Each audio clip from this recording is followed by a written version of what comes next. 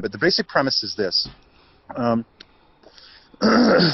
any mass that exists ultimately will have a fundamental frequency. And so the concept is that you can modulate the mass through the use of the fundamental. There's been all kinds of like amazing research and results that have been garnered for decades. Most of it was underground for a long period of time. And there's a nasty history associated with it. It wasn't stuff that was meant to percolate into the public domain. But anyway, when you have the fundamental, you can also you can modulate it in such a way where the frame that the mass has in a moment of time and space can be shifted. And so what you can literally do is you can take the fundamental energy, so the thing that that thing is actually constituted of and that holds it together, you can modulate it qualitatively and also quantitatively. So you can dump power into the system at a certain kind of, intervallic proportion, and you can cause it to be in a harmonized state. And in its harmonized state, you can. So there's different ways of assessing it, but what we're looking at is we're trying to figure out things like at what frequency does the mass physically resonate at. So one of the things that we can do is we can take a look at, say, its molecular, like its isotopic mass. High precision numbers are better. So the fundamental frequency can be derived different ways. There's usually just one. In any particular mass object, the likelihood is you actually have a chord, like the equivalent of a musical chord that basically defines its essential nature. The fundamental is the most important. It's basically a tone. The way that we get that tone is we convert the isotopic mass. We can do it different ways, but one of the ways is we convert the isotopic mass directly into a frequency representation. There's like a standard formula for doing that. It's like a well-known process, but unfortunately we're dealing with something that requires a multidisciplinary approach. And although there's lots of good hard science disciplines out there, they don't always information share in ways that would facilitate them best in a given circumstance. So anyway, the point is we derive a physical frequency, and then what we do is we divide it by octave down into different bandwidths. Now, the way that it works is that in some of the communities that I work within is we can modulate different kinds of substances. Sometimes it's easier than others. When you go down by octave, the granularity broadens, meaning that think about a visual image. You've got like 1080 HD, then you've got 760, then 360, and then the lower down the scale, the more grainy the picture, and maybe the sound isn't as good, but it's still an image of the original. One of the people that's probably really important to look up, because part of his concepts are what's at play here. So you should look up Joel Sternheimer. Last name is spelled Sternheimer, Heimer. And so he describes part of the basic process. So graphene oxide will have a fundamental frequency. Now, unlike other substances, the challenge with graphene oxide is that the amount of pressure in like gigapascals that it can withstand is enormous. Like it takes a lot of pressure to break it down. One of the things that we've discovered is that you can apply a shear force, like a destructive interference pattern, to the fundamental of a mass by applying certain values. Sometimes the application will have the effect of just blunt stress. In other cases, what you can do is you can literally cause a catastrophic cascade of attenuation to an event that causes destructive interference. And it's the latter that has the most promise for us. And we're talking about the threshold of collapse in a system or structure. Now, there's a lot of key points I just put in here. Okay, so basically what happened was they were doing some stress testing. And they were basically applying like a microscopic pneumatic hammer to, like a graphene oxide array. And what they were doing is they were trying to, there's this thing, it's called, there's different words for it, but it's basically, there's ways that you can fatigue a material or cause it to collapse. The problem with using a Rife frequency approach with graphene oxide is we can't just use its normal fundamental resonance to try to shatter it. Like, you know, you've seen or heard of the situation where you have a goblet, opera singer hits a certain note, and then the glass, you know, crystal goblet shatters because she hit the note of the fundamental. Mm-hmm. And the reason that resonance can shatter things sometimes is because you essentially are moving a mass instance into occupying the same space repetitively. So what happens, it's the same thing that you'd get if you held a microphone to a speaker too close, you get the feedback. And what will happen is if you cycle it enough times, the bond structures break. So now the problem with some substances is if you apply that method, you need an enormous amount of energy to break bonds, which could be potentially dangerous to the person. And then the other thing is just the resource that you'd have to put in place to provide that, because what you're doing is you're dumping an enormous load of a certain kind of energy into the substance. So in other cases, when we're trying to modify a substance, we don't get that same problem. Like there's ways to break it down. But now graphene oxide has an Achilles heel. And the Achilles heel is that it's brittle. It's like an extremely strong structure. If you put stress or load on it in certain ways, it's going to hold up. Like it's one of the strongest structures out there. So the trick then is that instead of trying to break it down where it's strongest, you find where its weak point is, and then you target that. Now, in some of the documentation I've come across, their approach was they found that they could break graphene oxide down within about a day and a half. But what they did is they did repetitive cycles. Like they were constantly hammering on it with this tiny little drill. Now, the interesting thing is if you look at the first paragraph, they're saying that they were using 100 kilohertz. So whenever we take a look at any Hertzian base value, ultimately what we can do is we can divide any Hertzian value by factors of 2 until it gets to a value that's above 1 or above or below 2, and it gives us a decimal representation of its baseline. Now, if you take 100 kilohertz and you divide it so it gets down to its like starting frequency, what you find, this is the thing that's really interesting. I have a few methods where I can derive extremely precise frequencies. A precise frequency is like an address. So if you think of the address of your home, you've got like the house number and then the street number, and then that's your address. And if somebody was trying to find your home and they didn't have the exact address, chances are they might get within a block, they might get within a few houses, and then it's going to be kind of guesswork. Maybe they'll see you, maybe they won't. But when you have the precise address, you're right into the heart of the phase space. So the thing with graphene oxide is when you take a look at the frequency that they were using, and I'm pretty sure that they did not, like this is just an educated guess, but I'm pretty sure that the frequency they chose was an educated guess, probably not based on anything to do with mass to frequency conversion. I think what they probably did is they just happened to pick a frequency that they thought would be appropriate for other reasons. But when I divide that frequency down to its base, I find that it's not that far off the precision value derivation that I came up with. Like it's actually, when you're dealing with frequency exactness, the larger the drift, the blunter it becomes. So the closer you can get, the more effective you are. So that the point is, through a repeated cycle load of general stress on the system of graphene oxide using this pneumatic hammer, they were effective at breaking it down. Now, we can't use their approach in our situation because we don't want to expose human tissue to a continuous 100 kilohertz value past a certain power threshold.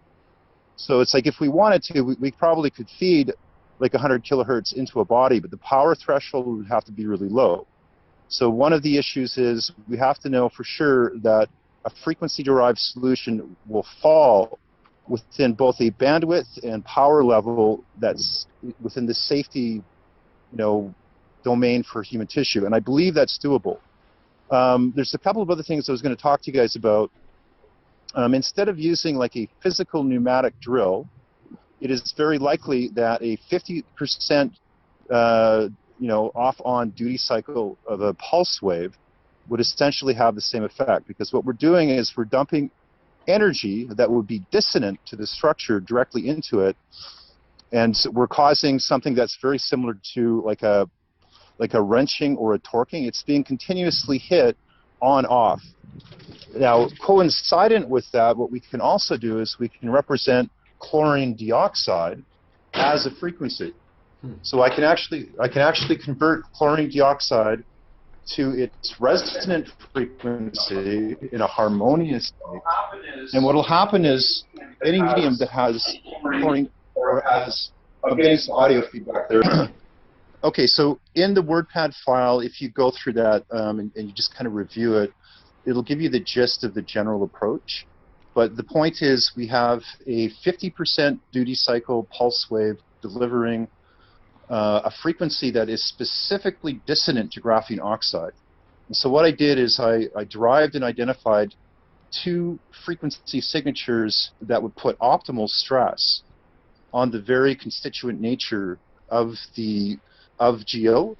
And so what you'd have is you'd have a repetitious cycle that was shocking its structural system.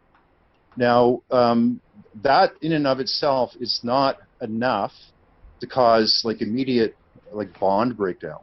But here's what should happen. And also keep in mind that when we deliver this GO frequency, we've also got in a stepped fashion in between the on-off cycles of the GO is like a pure high precision representation of chlorine dioxide itself. So it's basically like, imagine that you've got a hammer and you're banging on the structure repetitively over and over and over again. And you're banging it in a way where the structure itself has the least resilience. It's the most vulnerable in that phase space. Now, whenever the hammer is not striking, at the exact same moment we're introducing a chlorine dioxide signal. So we break it, we hit it, and then we introduce basically a dissolving factor. Now, what I suspect should happen, and there's another aspect that I want to go into, but I suspect that what should happen is, especially if they're using other modalities, like if they're actually consuming the physical form of chlorine dioxide, is that we should be able to decrease the life cycle of the substance by at least a third. Like, we should actually be able to decrease its vital integral structure to only 2/3 of its normal lifespan, possibly more. Because if, like, see, and this is, I'm going to jump into the other aspect here. We know now that sound itself has mass. And we know that mass can undergo some curious gravitational style perturbations. So we know that on a certain kind of level, we actually can manipulate small local gravitational fields by manipulating sound properly. So why is that important?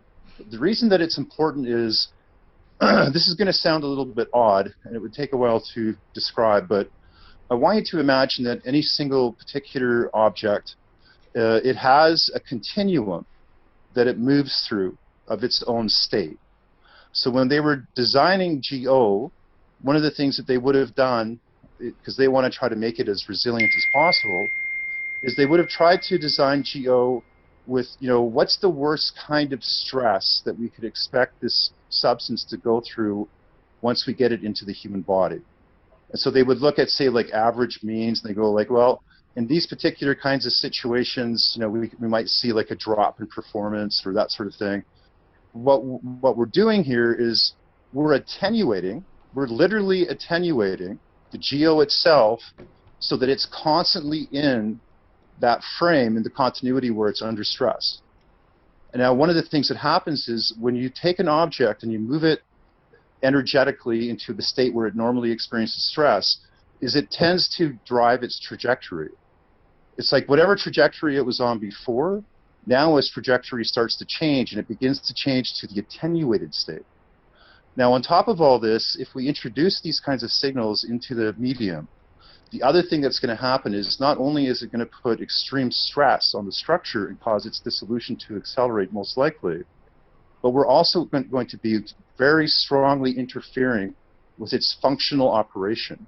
And the reason for that is by virtue of the enormous amount of dissonance that's being dumped into the medium, it'll introduce a ridiculous amount of noise into the graphene oxide itself. So the graphene, it'll be literally the equivalent of, imagine you're in a motorboat and you're on the shore and you want to take your motorboat out, and you get, say, 200 yards from the shore, and suddenly there's a strong wind and the waves are storming. So the graphene oxide now has all this noise in its environment for it to try to perform within.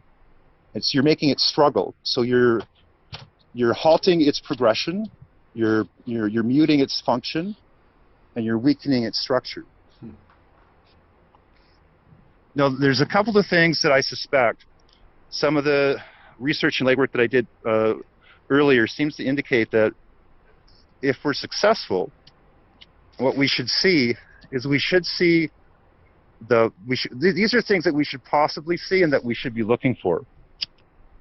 So one of those is that when is viewing the particles under a microscope, and we've got frequencies that we believe are functioning, one of the ways that we may be able to tell is that there could be energy bleeding from the particles. So we could see something like the onset of a diffuse halo within the view, but I think what we're looking for is sort of like not just the diffuse halo. If you see a diffuse halo, then that probably represents that there's greater stress in the system and that there is an energy leak. But what would be really awesome to see would be a kind of asymmetric spike in the halo.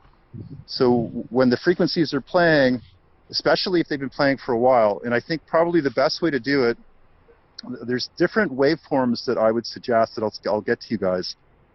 So one of those is that because, how do I say this? When we have a mass inversion to energy emission under, say, kinematic pressure,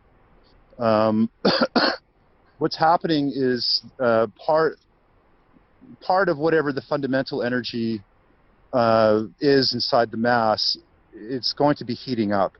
And so as it heats up, you'll see that, like in an IR lens, you should see a distribution of energy that's not normal to its baseline.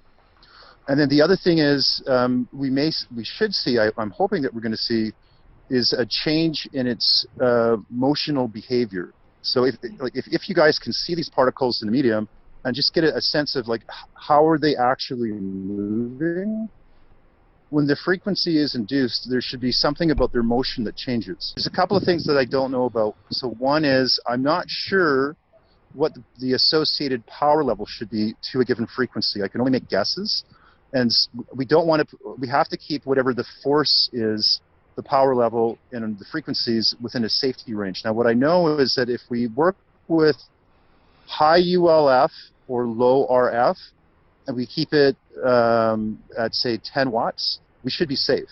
And now the other thing is that typically when we use a high frequency bandwidth, so gigahertz, megahertz higher, the probability of having a rapid effect will be higher. What happens typically is when you go into lower bandwidths, you have a dissipation of the energy. If you can get precise enough, if you can get the address precise enough, and I have tools to do that, sometimes you can get like really amazing effects in the low frequency bands, like just like to the point of, you know, we run this frequency for a couple of days and we see like a serious degradation of the material. So that's the basics. I've had access to like his schematics and his work. Like I have like documents that show how to replicate it. I think Luke's work is valid. The only issue that I have with it is that, and it's a good approach, The only issue that I have with it is that you can't necessarily get an ultra precise profile. And the reason that you can't is because Luke's system relies on a stochastic noise background. So the frequencies that represent a target, the footprint is generally fuzzy. You know, it has enough resolution to be somewhat effective, but I haven't seen anything in Luke's work where he has the ability to really drill down with precision. It's like basically what's happening in his approach is that it's like he puts a jello mold into an environment and he captures everything that's in that environment, and then he distinguishes the target from the noise. And in and of itself, just as a practical functional approach, it's a good approach, but you're not going to get, because of the noise, you're going to have a really hard time getting high precision, which is one of the reasons if you use things like a long string numeric value for monoisotopic mass, you've already got the precision built in. But what I would suggest is the easiest and simplest way to get something distributed quickly, if it works, would be to use high ULF to low RF bandwidths, because these could be replicated possibly in a high definition audio sound file. You could probably distribute it through an FLAC extension. And a lot of people have FLAC around, and then what you would do is you would broadcast the signal either through a pair of something like soda rubberized coils, which could be physically easily worn by a person, or you would use audio. And what I'm going to suggest is that what we'll do is we'll talk about experiment setup and protocols details as quickly as we can, and we'll share some notes about how we set this up. But what I'm planning on doing from my end is sending you a series of different waveforms to test. Some of the waveforms will be just sinusoidal, and then you'll broadcast it for a period of time on a medium, and then we'll examine it. And then the other one will be pulsed, like half on, half off, 50% duty cycle. And the point is, you take your sample, you situate the speaker, you're going to play it at a specific decibel level, so there's enough force coming through it. Have the sample close to it, and then come back after a period of time after it's been running repetitively. And then after it's been running repetitively, if we're getting any kind of like stress on the particles, it's at that point that I think we'll see it. I don't know if it's going to be something that you're going to turn the speaker on and you're going to see something, happening within the first 10 minutes. Okay. I think it's probably more likely that you're going to, like what you should be seeing if you play some of these waveforms continuously, I would think within 24 hours, if you can zoom in on some of these, on the surface of the particles, what we're looking to do is to exaggerate and proliferate any internal structural flaws. Because any given particle of graphene oxide will inherently have some kind of structural flaw already in it. Right? And so we want to see if we get things like fissures, cracks, deformations. I'm pretty sure that what we should see, if the frequency is run continuously at the appropriate threshold, we should see at least about a 1/3 reduction in things like signal strength, clarity, propagation, that kind of stuff. But I want to come back to the chlorine dioxide question that you had. So when we're dealing with a pulse wave, we have a frequency signal that's on for a period of time, so it might be on for a few seconds, and then it's quiet, and then it comes on again. So it's like a woodpecker effect. It's like it's kind of rat-tatting on the target. But in between the steps, when the signal is off, we could introduce overlaid stepped frequency waveform that's on when the dissonant signal is off, and that frequency would be one that represents the fundamental of chlorine dioxide. So what you'd have is you'd have a repetition of very dissonant strikes hitting the target, and then in between the strikes, when the structure would tend to relax, because you don't have structural stress, it's suddenly off. So when that stress is off, we then introduce the signal representing chlorine dioxide. So yeah, because I think what you'd see is you'd have an amplification. You certainly have with electrophoresis, we have the permeability of the cell membrane wall when it's exposed to different kinds of electromagnetic fields. So you have a greater permeability and greater permittivity of organic structure when it's exposed to fields. But when you are dealing with something like graphene oxide, you put it under stress, and then you introduce the signal of chlorine dioxide. If there's any actual chlorine dioxide in the body, then you'd have basically an energy field which would be resonating with the substance itself, and it should amplify its effect. Yeah, no, I think the safest approach would be you start with an extremely small dilution of the actual substance, and then you measure toxicity as you go. Right. So the best case scenario was if it can be rendered to a high ULF or low RF bandwidth, then it can be encoded on a high definition audio file.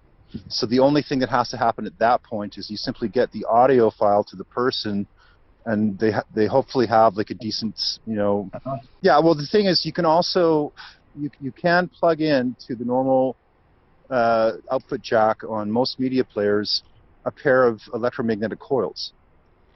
Right? So like there's a company called Soda, they make these rubberized coils. You can put them on your body, and it will transfer the acoustic encoding into a weak EM output. And you can also use things like you can get like audio amps that boost the signal to say 200%, or greater, so you can have a control over the power. You could. The best case scenario is for maybe $100 or less, they could set something up where they're able to start using it. Now, what we might find, and this is one of the reasons that I need you guys to do the testing. We'll start off with that bandwidth, the high ULF, low RF. If we're not getting any kind of results, or if we're not getting consistent results, then what that's going to mean is that we have to go into higher bandwidths. And probably like the kilohertz or megahertz bandwidth should work. We know that the kilohertz bandwidth has worked already using inaccurate frequencies from those researchers. So they were able to break down graphene oxide within a day and a half.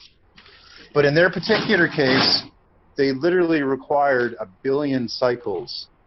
So when they were cycle loading to get fatigue, they had to run that pneumatic hammer like 1 billion times to get breakdown in a day and a half. But my premise is that if we use the actual precise frequencies that represents its dissolution, that we should be able to cut the number of cycles down dramatically. Nice. And that could be honestly that could be something as low as, like, we might be able to start breaking it down after 100,000 cycles, and that might sound like a lot, but if you have something that's on an auto loop playback, it's actually not. Especially if they're wearing it for a number of days, or they're using it for a number of days. Citations. If you go through that document that I provided, I think they're in there.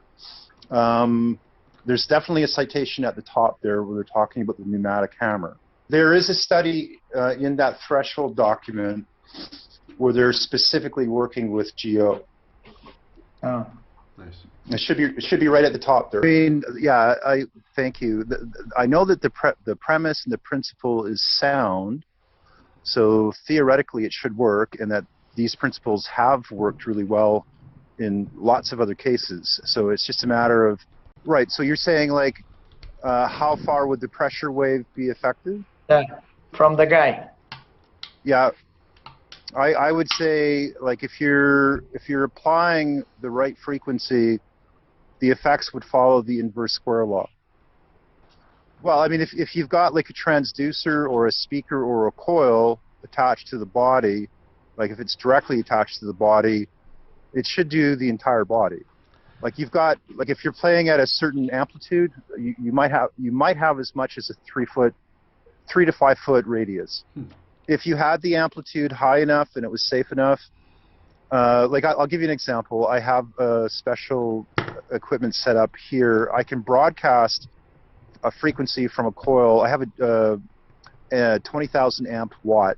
If I crank it up to 1/3 of its strength, and I have someone hold like a round magnetic neodymium magnet in their hand, it'll vibrate rigorously. You know, I think up to about 6 to 8 feet away. 6 to 8 feet away. But that is dependent. That's dependent on the power level output. So if you had someone that was, say, operating, you know, low amps, you know, low watts, sufficient to do their own body, if they did have an effect on another person, there would be an effect, but it would be weak. It would be a weak modulation. So when I say weak modulation, I mean from the point of transmission and the host to another person on the proximity. So if there was another person on the proximity that wasn't like right next to the emitter, that other person on the proximity would be receiving a weak modulation. One of the things I factor in when I'm doing design is I have to know what the speed of sound in a certain... The thing is, what I'm going to do is I'm going to send you guys waveforms that are adjusted for the speed of sound through blood. You're going to be doing blood sample type tissues, but different kinds of tissue mediums have different boundaries, so I have to adjust them. So if you're doing deep tissue, it's got to be a different frequency.